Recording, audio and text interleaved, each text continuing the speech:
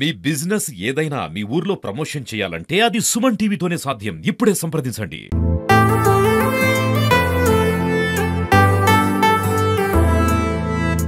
University grant commission కానివ్వండి, IIT వంటి ఎన్నో.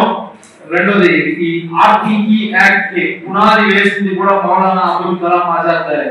ప్రతి మహిళ కంపల్సరీ ఎడ్యుకేషన్, అదేవిధంగా 14 సంవత్సరాల లోపు కలిగిన ప్రతి పిల్లలు ఖచ్చితంగా బడికి పోయి చదువుకోవాలని ఆ పునాది వేసిందే మౌలానా అబుల్ కలాం ఆజాద్ గారే. రెండోది ఈ హిందూ ముస్లిం అనేది అందరూ కలిసిమెలిసి ఈ క్విట్ ఇండియా మూవ్మెంట్ కానివ్వండి, ఈ బ్రిటిష్ తరిమి కొట్టాలి అని పిలుపునిచ్చిన వ్యక్తి కూడా మౌలానా అబుల్ కలాం ఆజాద్ గారే. క్విట్ ఇండియా మూవ్మెంట్ కానివ్వండి, ఈ బ్రిటిష్ కు వ్యతిరేకంగా పోరాడిన వ్యక్తి మౌలానా అబుల్ కలాం ఆజాద్ గారు. రెండోది ప్రతి ముస్లింలు పవిత్రంగా భావించే మక్కాకు ప్రతి ఒక్కరు పోవాలని ఎంతో ఆశగా చూస్తారు. కానీ అటువంటి పుణ్యక్షేత్రమైన మక్కాలో పుట్టి మన ఇండియాలో ఆయన చనిపోవడం జరిగింది.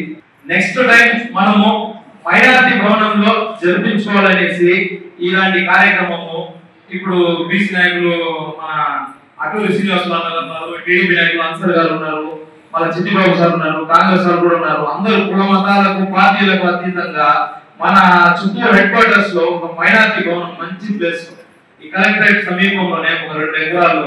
రెండోది దానికి సంబంధించిన ఎస్టిమేషన్స్ కూడా గౌరవ కలెక్టర్ గారి ద్వారా మన డిఆర్ఓ గారు ప్రపోజల్ పెట్టాలనేసి ఈ ముస్లిం తరఫున కోరడమైనది.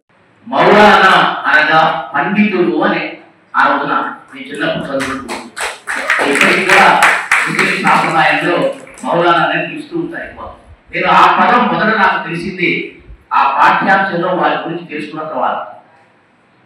మౌలానా అబుల్ కలాం ఆజాద్ ఆయన పేరులోనే ఒక వైబ్రేషన్, ఒక జాతికి సంబంధించినటువంటి మనుగడ కోసం ఆయన పోరాటం సాగిస్తూ ఆయన యువకుడుగా ఉన్నప్పుడు చేసినటువంటి హింసాయుత మార్గాలన్నీ కూడా వదిలిపెట్టి గాంధీజీ గారి యొక్క అహింసా సిద్ధాంతాలతో ఫాలో అయ్యి 1920 దగ్గర నుంచి కూడా ఆయన ఆల్మోస్ట్ మొత్తం కూడా టోటల్ గా భారత జాతీయోద్యమంలో భాగం కాగలిగారు.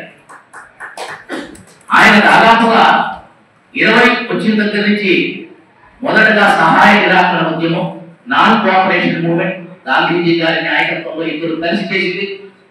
తర్వాత దండి సత్యాగ్రహం, క్విట్ ఇండియా ఉద్యమం, ఇలా వివిధ ఉద్యమాలలో తన ఉనికిని చాటుకొని తను జాతి మొత్తానికి కూడా ఒక ప్రేరణగా నిలబడిన వ్యక్తి అబుల్ కలాం ఆజాద్ గారు. కృషి చేశారు. ఈ దేశంలో మన ఈ దేశ ప్రజల కోసం, అభ్యర్థుల కోసం పనిచేసినాడు. కాబట్టి ఆయనకు ఎవరికి దక్కినటువంటి గొప్ప బిరుదు దక్కింది మనకు మౌలానా అబుల్ కలాం ఆజాద్ గారికి. ఈ రోజు మన మైనారిటీ సంక్షేమ శాఖ ద్వారా ఆయన విద్యాశాఖ మంత్రి ఉండగానే మన మైనారిటీ సంక్షేమ శాఖ ద్వారా ప్రభుత్వాలు, రాష్ట్ర ప్రభుత్వాలు కావచ్చు, అక్కడ కేంద్ర ప్రభుత్వాలు కావచ్చు, మైనారిటీకి సపరేట్ గా సంక్షేమ కార్యక్రమాలు కూడా మన వెల్ఫేర్ స్కీమ్స్ కూడా చాలా తీసుకొస్తున్నారు. అందులో భాగంగానే మనం ప్రతి ఒక్కరికి విదేశీ విద్యార్థులను కానీ, విదేశీ స్కాలర్షిప్స్ కానీ, అలాగే మనం Shaadi Mahal construction grant aid ద్వారా కన్స్ట్రక్షన్ కానీ, అలాగే రెనోవేషన్ కూడా మన స్టేట్ గవర్నమెంట్ ద్వారా గ్రాంట్ ఎయిడ్ ద్వారా కూడా మనం సెక్షన్ చేయడం జరుగుతుంది. అలాగే చర్చెస్ కూడా మనకు గ్రాంట్ ఎయిడ్ ద్వారా కన్స్ట్రక్షన్ కు, రెనోవేషన్ కు కూడా మనం అమౌంట్ ఇవ్వడం జరుగుతుంది. తర్వాత మనం అని చెప్పి మనం నిర్వహించుకుంటున్నాం. మౌలానా అబుల్ కలాం ఆజాద్ గారి జయంతి సందర్భంగా ఈ కార్యక్రమాన్ని మనం నిర్వహించుకుంటున్నాం. 11 సంవత్సరాలు విద్యాశాఖ మంత్రిగా పనిచేశారు. స్వాతంత్రం వచ్చిన తర్వాత ఏర్పడినటువంటి ప్రథమ ప్రభుత్వంలో వీరు విద్యాశాఖ మంత్రిగా చేరి ఈ దేశానికి 11 సంవత్సరాలు కంటిన్యూస్ గా ఎడ్యుకేషన్ మినిస్టర్గా పనిచేశారు. వారు చేసినటువంటి సేవలు, వారు చేసినటువంటి విద్యాభివృద్ధి, ముఖ్యంగా ఆయన ఒక కవి, ఉర్దూ కవి, సాహితీవేత్త. దానికోసం అని చెప్పి ఈ దేశంలో కళలు, సాహిత్యము, సంస్కృతి ఇవన్నీ అభివృద్ధి చెందడానికి కృషి చేసినటువంటి వ్యక్తి అబుల్ కలాం ఆజాద్ గారు. 20 सफर 1300 106 में मक्कतुल मुकर्रमा में पैदा हुए। अल्लाह तबारक व तआला ने इनको 70 साल के हयात दिया। इसके बारे में बहुत से आपके सामने बातें आएंगी। वो हाफिज कुरान भी थे। हमारा जो भी काम होता पहले कुरान शरीफ से शुरू करना चाहिए।